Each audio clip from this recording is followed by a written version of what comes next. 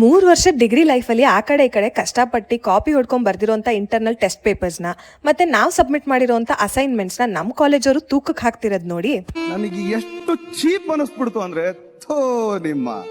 ಎಲ್ಲರಿಗೂ ನಮಸ್ಕಾರ. ಕಾಲೇಜ್ ಬಿಟ್ಟು ಆಲ್ಮೋಸ್ಟ್ 6-7 ತಿಂಗಳು ಮೇಲೆ ಆದ್ಮೇಲೆ ನಾನು ಕಾಲೇಜ್ ಕಡೆಗೆ ಇವತ್ತು ತಿರ್ಗಾ ಬಂದೆ. ಸುಮ್ಮನೆ ಇನ್ನೊಂದ್ಸತಿ ಅಡ್ಮಿಷನ್ ಆಗೋಣ ಅಂತ. ಕಾಲೇಜಲ್ಲಿ ಏನೇ ಬದಲಾದ್ರೂ ರೇವಣ್ಣ ಮಾತ್ರ ಕಾಲೇಜ್ ಕಡೆಗೆ ನೀವು ಯಾಕೆ ಬಂದ್ರಿ, ಇಲ್ಲಿ ಯಾಕಿದ್ದೀರಾ ಅನ್ನೋ ಕ್ವೆಶನ್ ಮಾತ್ರ ಯಾವತ್ತೂ ಬಿಡಲ್ಲ. ನಾವು ಓದ್ಬೇಕಾದ್ರೆ ಬರೀ 2 ಫ್ಲೋರ್ ಇದ್ದಿದ್ದು ನಮ್ಮ ಕಾಲೇಜು, ನಾವು ಬಿಟ್ಟ ಮೇಲೆ ಆ ಖುಷಿಗೋ ಏನೋ ಇನ್ನ 2 ಫ್ಲೋರ್ ಕನ್ಸ್ಟ್ರಕ್ಷನ್ ಮಾಡಿಸ್ತಾ ಇದ್ರು. ಸಾಮಾನ್ಯವಾಗಿ ಒಂದು ಕಂಪನಿ ಬಿಟ್ಟ ಮೇಲೆ ಅಥವಾ ಒಂದು ಕಾಲೇಜ್ ಬಿಟ್ಟ ಮೇಲೆ ಅಲ್ಲಿ ಓದ್ಬೇಕಾದ್ರೆ ನಮಗಿದ್ದಂತ ಮರ್ಯಾದೆ ಬಿಟ್ಟ ಮೇಲೆ ಬರಲ್ಲ ಅಂತ ಜನ ಹೇಳ್ತಿದ್ರು. ಇವತ್ತು ನಾನು ತಿಳ್ಕೊಂಡೆ. ಯಾಕೆಂದ್ರೆ ಇವತ್ತು ನಾನು ಬಂದಿದ್ದು ಒಂದು ಚಿಕ್ಕ ಕೆಲಸಕ್ಕೆ, ಅದು ನನ್ನ second PU marks card collect ಮಾಡ್ಕೊಳ್ಳೋದಕ್ಕೆ ಅಂತ.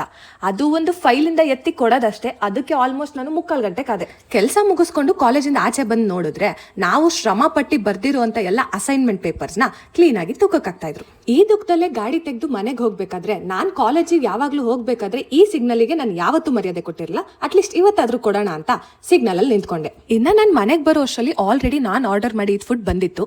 ಇರೋ ಬಿಸಿಲಿಗೆ ತಣ್ಣಗೆ ನಾನ್ ವೆಜ್ ತಿನ್ಕೊಂಡು ಎಲ್ಲ ಅಲುಮ್ನೈ ಸ್ಟೂಡೆಂಟ್ಸು ಹೇಳ್ಕೊಂಡಂಗೆ ನಾವಿರ್ಬೇಕಾದ್ರೆ ನಮ್ ಕಾಲೇಜ್ ಹಿಂಗಿರ್ಲಿಲ್ಲಪ್ಪ ಅಂತ ಅನ್ಕೊಂಡೆ. ಜಾಲಿ ಎಲ್ಲ ಜಾಲಿ ಜಾಲಿ ಜಾಲಿ ಎಲ್ಲ ಜಾಲಿ.